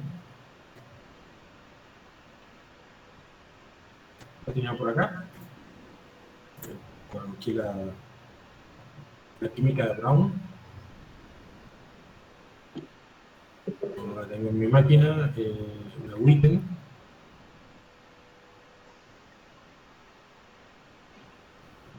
Lo buscamos aquí, teoría cuántica, ¿no?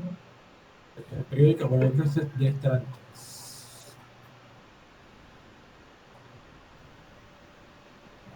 Metalurgia, química en acción.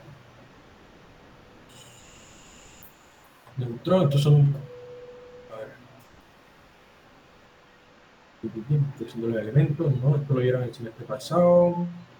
Fórmulas químicas. Conceptos de moléculas, ¿no? Hidratos, bueno, ahí están ejemplos de hidratos.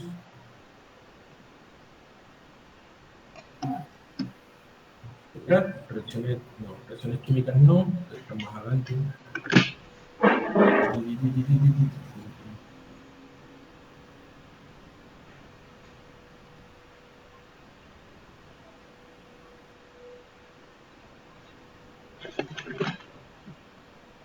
Ya hay distribución porcentual, fórmulas químicas, tiene masa molar, número de Avogadro, masa molecular, no. Reacciones y disolución acuosa, creo que por aquí vamos. Precipitación, solubilidad, ecuaciones, a ver. ¿Qué es? Reacciones ácido-base, no.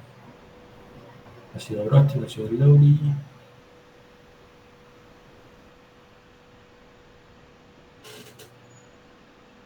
No, regálame un segundo y lo miro aquí si lo tengo la química de Brown.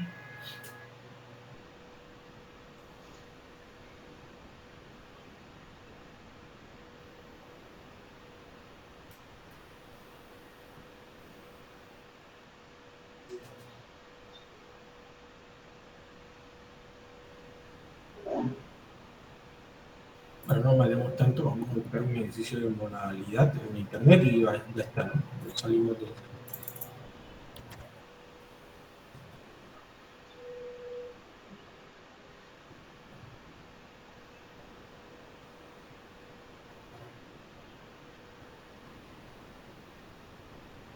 Bueno, hay una ejercicio del Colegio Concepción de San Pedro de Chile. A ver.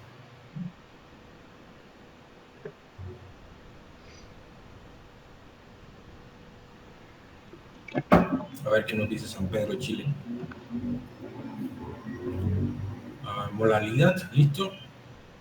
Bien. Entonces dice, modalidad, listo.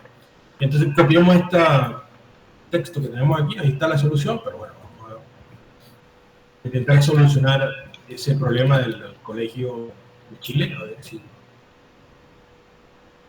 Colegio San Pedro, Concepción de San Pedro. Dice el ejercicio de la siguiente manera: se disuelven 40 gramos de nitrato de potasio, KNO3, en 500 gramos de agua. ¿Cuál será la molaridad de esta disolución? Masa molar de nitrato de potasio, que es 101.1 gramos por mol. Sin embargo, pues vamos a asumir que esta información no la tenemos. Entonces vamos a colocar esto un poco más grande. 18, ahí está bien, ahí se ve. Vale. Entonces me preguntan por molalidad. ¿Ven? Molalidad, con L. La L es la M minúscula. Y sabemos que va a ser igual a las moles de soluto. Ahora identificamos quién es quién. Dividido, todo esto va a estar dividido entre la masa, bueno, masa de solvente. En este caso también vamos a identificar quién es soluto y quién es solvente. Entonces, una manera fácil de identificar quién es el soluto y quién es el solvente es por la cantidad en la cual están presentes, ¿no? Por lo general, el que está en menor cantidad es el soluto. Entonces, aquí tenemos un nitrato de potasio que hay 40 gramos. ¿Sí? 40 gramos, 40 gramos de KNO3. Y tenemos 500 gramos de agua. Vamos a colocar por aquí 500 gramos de agua.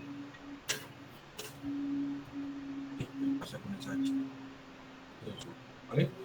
40 es menor que 500, entonces muy probablemente el nitrato de potasio va a ser mi soluto, y el agua va a ser mi solvente. Entonces yo tengo que identificar masa del solvente, pues obviamente esto tiene que estar expresado en kilogramos, kg, y el soluto debe estar expresado en moles, ¿no? Pero aquí lo tengo en gramos y la masa pues la tengo, perdón, el solvente también lo tengo en gramos, entonces tengo que tener todos en las mismas unidades para poder calcular, bueno, en las unidades equivalentes para poder calcular la molalidad. Vamos a aquí, coloquemos M minúscula. Entonces bien, vamos a proceder primero que todo con las moles de soluto, ¿vale? Entonces, por aquí vamos a intentar calcular moles de soluto. ¿Y qué tengo? Pues tengo masa, ¿no? Tengo 40 gramos de nitrato de potasio, tengo 40 gramos de KNO3. ¿Vale? ¿Qué necesito para convertir de masa a moles? Pues el peso molecular. Entonces, ¿eso cómo se calcula? Recordamos lo que hicimos con anterioridad. Vamos a colocarlo un poquito más aquí abajo. El nitrato de potasio está formado por potasio, por nitrógeno y por oxígeno. Potasio, si ustedes tienen una tabla periódica a la mano, tiene una masa atómica de 39, si mal no estoy. ¿Me confirman? 39. Ah, profe, no tengo una tabla periódica. Sí, profe, 39.09. ¿39 qué? ¿0 qué? 39.09. 0,9, vale. Gramos por mol de átomos de potasio. El nitrógeno tiene una masa molecular de 14 gramos por mol y el oxígeno pues, tiene una masa molecular de 16 gramos por mol. ¿Cuántos potasios tiene la molécula? Tiene una sola. ¿Cuántos nitrógenos tiene? Un solo nitrógeno. ¿Y cuántos oxígenos tiene? Pues tenemos 3 oxígenos. Entonces tendríamos 39.09 por 1, 39,09 gramos por mol. 14 por 1, pues 14 gramos por mol.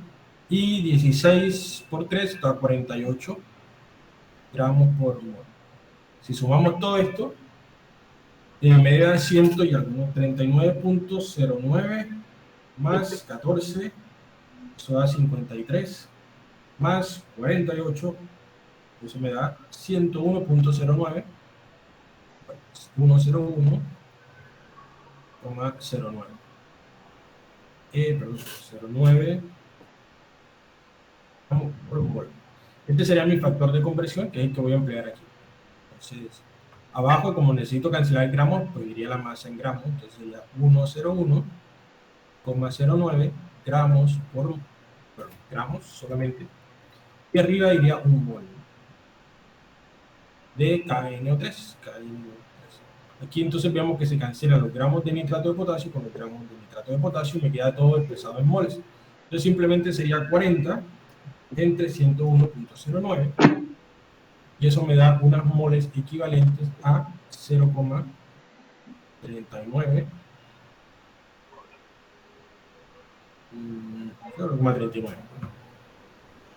Se aproxima más 0,4. Bueno, 0,39, coloquemos la otra 6 moles.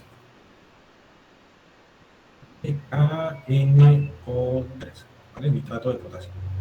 Bien, ya tengo entonces las moles de soluto. Ahora voy a trabajar con las masa de solvente. Masa de solvente. En este caso, vamos a pasar una línea vertical por aquí para separar esto. En este caso, la masa de solvente son 500 gramos. No hay problema, aquí tenemos 500 gramos.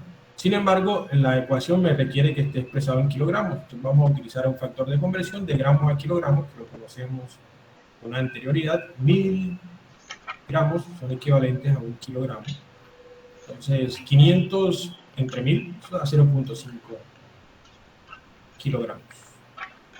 Vale, entonces ya tenemos la masa, tenemos las moles, por aquí la masa de solvente en kilogramos y el soluto expresado en moles. Entonces puedo calcular la molalidad, que va a ser igual a 0,396 moles de KNO3 dividido entre 0,5 kilogramos de agua, ¿no? El solvente es agua, es punto 396 entre 0.5, eso me da 0.792 molar, ¿no? Con M minúscula, o mol por kilogramo. ¿Vale? Esas serían las unidades, o 0.792. Vamos a ver si nuestros amigos del colegio ese chileno lo resolvieron. Entonces a ellos les da 0,78, ¿vale? Nosotros 0,792, son más exactos porque utilizamos una masa molecular un poco más exacta, ¿no? Ellos utilizaron una aproximación, creo que la que utilizaron es 101, la que ellos utilizaron fue 101, y nosotros pues empleamos 101.09, que es una masa un poco más exacta. Ahí está la respuesta a ese ejercicio. Vamos a echar otro por aquí de más nivel. De alto nivel, vamos a ver.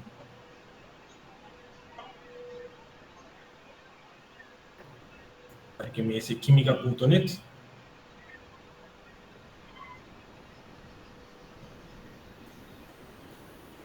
Está precioso este ejercicio. Y creo que con este terminamos la clase de hoy. Vamos a ver. Listo. Vamos a pegar por aquí. Con este terminaríamos la clase de hoy. Dice aquí y la colocamos en 20. Vale. Nuevamente, calcule la molalidad de una disolución que es preparada con 95 gramos de ácido nítrico, HNO3, en 2.5 litros de agua. Creo que vamos a tener listo. Entonces vamos a escribir la fórmula de molalidad, que va a ser igual a, si estamos hablando de ácido nítrico, son 95 gramos y 2.5 litros es mucha más cantidad, entonces el ácido nítrico va a ser mi soluto. Entonces va a ser igual a las moles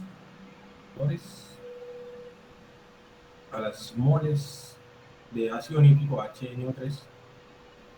Todo esto va a estar dividido entre el volumen, perdón, entre la masa, en este caso el agua en mi solvente, expresada en kilogramos.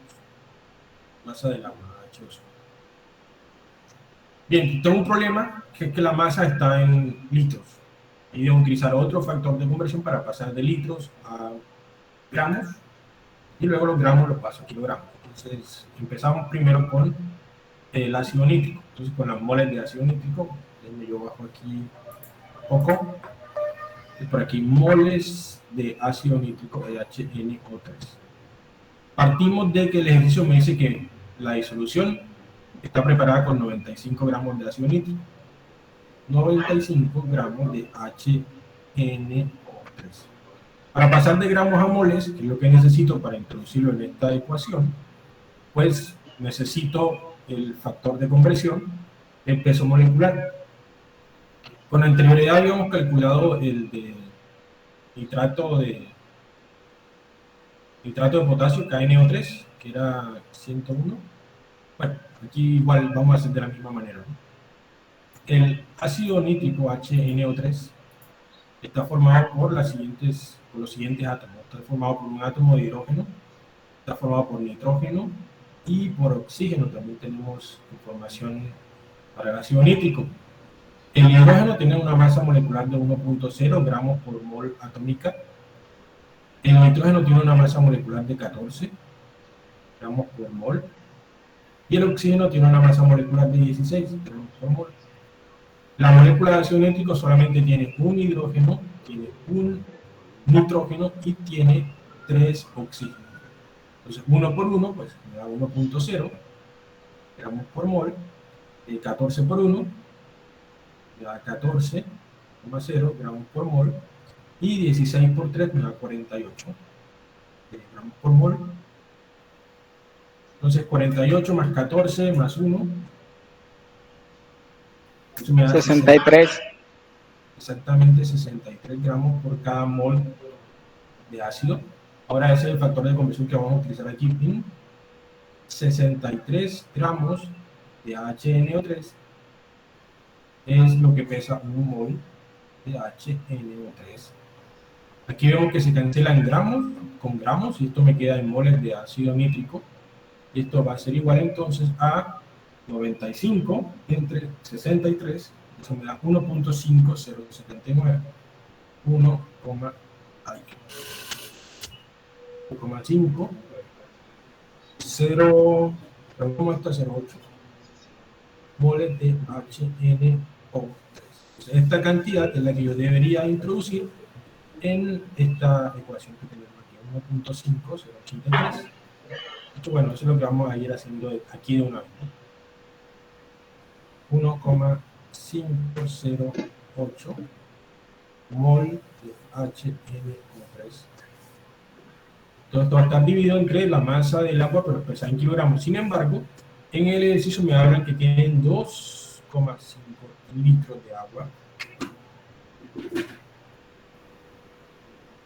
Sin embargo, no me hablan de una temperatura dada. Entonces, yo voy a asumir que estos 2.5 litros de agua están a una temperatura ambiental de 25 grados Celsius. A 25 grados Celsius hay una propiedad que es constante para el agua, y es la densidad. La densidad del agua a 25 grados centígrados es igual a 1 gramo por cada mililitro. Es decir, que un gramo de agua, un gramo de agua ocupa un volumen de 1 mililitro a 25 grados Celsius. Entonces, esa es la propiedad que voy a utilizar para poder pasar de litros de agua a kilogramos de agua.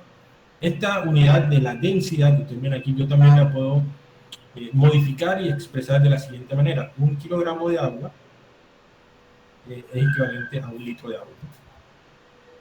Miren, ¿de dónde sacó eso un profesor? Entonces, colocamos por aquí 1 gramo de agua, perdón, 1 gramo, y aquí abajo colocamos 1 ml. ¿Vale? Entonces vamos a ver cómo llegamos de aquí a kilogramos por litro. ¿Vale? Entonces lo primero que voy a hacer es pasar de gramos a kilogramos. Es decir, 1000 gramos es equivalente a 1 kilogramo. Luego lo que voy a pasar es de mililitros a litros. Es decir, que 1000 mililitros es equivalente a 1 litro. Entonces aquí tengo que los kilogramos, los gramos se cancelan con los gramos, los mililitros se cancelan con los mililitros y me queda esto en kilogramos por litro. Sí, kilogramos sobre litro. Entonces aquí arriba tengo 1 por 1, 1 por 1000, 1000. Y abajo tengo 1 por 1000, 1000 por 1, 1000. Entonces 1000 sobre 1000, 1 kilogramo por litro. Entonces esos 2.5 litros de agua yo los puedo pasar directamente a kilogramos. 2,5 litros de agua por ese factor de conversión de la densidad. un litro de agua es equivalente a 1 kilogramo de agua. Entonces esto me da exactamente igual a, bueno, aquí se cancelan litros con litros y me queda esto en kilogramos, 2,5 kilogramos. Entonces ese factor es el que voy a colocar aquí, 2,5 kilogramos, perdón, por mitad, kilogramos de agua. Y entonces la molaridad sería 1,508 entre 2,5, que me da igual a 0,603 molar, o kilogramos por, perdón, moles por mol sobre kilogramo, o 0,603 mol por kilogramo. Bien, entonces con eso culminamos el día de hoy, estas 2 unidades de concentración. Mañana vamos a ver otras más y luego seguimos avanzando en el curso. Entonces, son las 12:31, muchas gracias por su tiempo. No sé si tienen dudas o comentarios hasta ahora. Profe, yo tengo una pregunta, bueno, no tiene que ver con esto. Yo quería saber si usted maneja algún grupo de fundamentos de química o no. No, ¿a qué profesor está buscando específicamente? No estoy buscando profesor en concreto. Lo que pasa es que necesito hacer prácticas, entonces, estoy viendo qué profesor de pronto en fundamentos me puede ayudar. No tengo, creo que solo la profesora Judith Granados, creo que es la que maneja fundamentos de este curso. Listo, profe, gracias. Bueno, a todos, muchísimas gracias. Sí, dígame. ¿Usted sí está subiendo las grabaciones al sitio o lo está subiendo a...? Aquí les muestro, aquí les muestro mi correo. Está